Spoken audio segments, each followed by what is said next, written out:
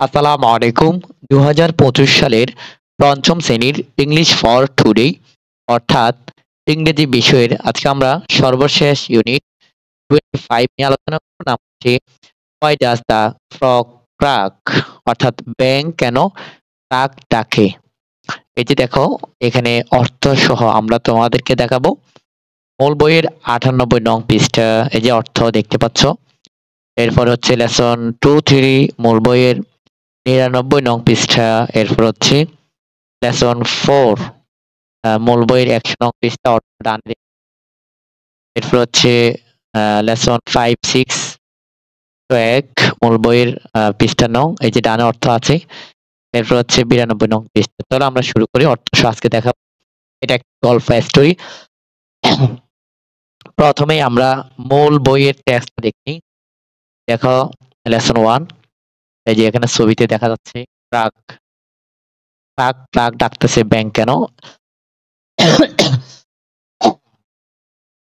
এই যে দেখতে পাচ্ছি স্ক্রিনে মূল বইয়ের। চলো আমরা শুরু করি। তো এখানে দেখো প্রথমে বলা হয়েছে why does the crack frog crack ব্যাঙ কেন ক্রাক ডাকে। শোনো এবং পড়ো। What sound does a frog make. একটি ব্যাঙ কি ক্রাক ক্রাক ক্রাক বক বক বক মানে crack crack isn't a beautiful sound. এটি একটি সুন্দর শব্দ নয়। বাট কিন্তু এ লং টাইম অ্যাগো অনেকদিন আগে ফ্রগ হ্যাড বিউটিফুল ভয়েস ব্যাঙের কণ্ঠ সুন্দর ছিল। ব্যাঙের কণ্ঠ সুন্দর ছিল। They could sing more beautiful than the birds. তারা পাখির চেয়ে সুন্দর গান গাইতে পারত। This all change because of one frog named Plaster. Plaster নামের একটি ব্যাঙের কারণে এই সব বদলে গেছে। Plaster had the most beautiful voice of all the animals. সমস্ত প্রাণীর মধ্যে ব্লাস্টারের সবচেয়ে সুন্দর ভয়েস ছিল। বন্ধুরা এটা হচ্ছে ব্যাঙের একটা স্টোরি। ক্রাক ক্রাক করে যে ডাকটা দিচ্ছে ব্যাঙে বর্তমানে এটা কিন্তু তার ছিল না, তার ভয়েস ছিল আরেকটি। তো সেটা কিভাবে চেঞ্জ হয়ে গেল না। তো তোমরা অর্থ দেখে নাও, নিজের মতো করে পড়ে নাও। আমরা পরের পৃষ্ঠায় যাচ্ছি ৯৯ নং পৃষ্ঠায়। এখানে বলা হচ্ছে ওয়ান মর্নিং সকালে, একদিন সকালে moxie the rabbit and Plug the wizard talked to the fox and the rat. সকালে মেক্সি খরগোশ এবং টিকটিকি তুলে নিয়ে শিয়াল এবং ইঁদুরের সাথে কথা বলল। Plaster has such a big beautiful voice. প্লাস্টারের এত বড় সুন্দর ভয়েস আছে। He suddenly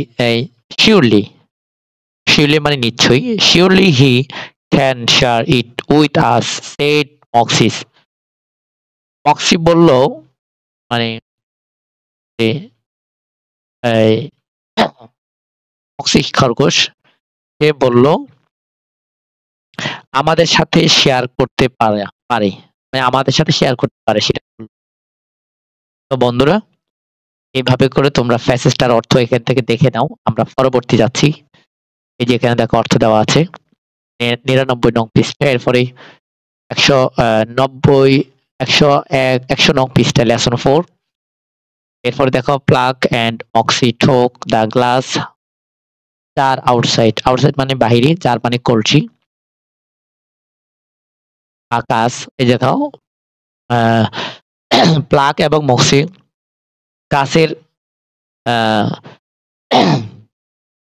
জার মানে কলসি, গ্লাস মানে কাঁচ, কাছের কলসির বাইরে নিয়ে গেল। এই যে the other animal war waiting, অন্য প্রাণীরা অপেক্ষা করতেছিল। Of give me my piece, piece মানে টুকরা, আমাকে দাও আমার টুকরাটি, সেড দ্য ফক্স, শিয়াল বলল। তো এভাবে করে তোমরা দেখে নাও অর্থটা। এই যে 109 পৃষ্ঠা ডানে অর্থ আছে, তোমরা দেখে নাও। আমরা পরবর্তীতে প্রশ্নগুলোর উত্তর করব এখন। 101 নং পৃষ্ঠা দেখো, এখানে লেসন 5, 6, ইউনিট 25। এখানে বলা হচ্ছে ইন দ্য মর্নিং, সকালে, as the sun came up, come মানে আসা, আপ মানে উপর, কাম আপ মানে হাজির হওয়া, তখন পরিবর্তন হয়ে যাবে অর্থটি। তো কাম আপ অর্থাৎ হাজির হওয়া, যেহেতু ফার্স্ট ফর্ম আছে এখানে ক্যাম, এই জন্য বলতে হবে হাজির হলো। সকালে as the sun came up, সকালে সূর্য ওঠার সাথে সাথে। The birds went out to have their breakfast, পাখিরা তাদের নাস্তা করতে বেরিয়েছিল।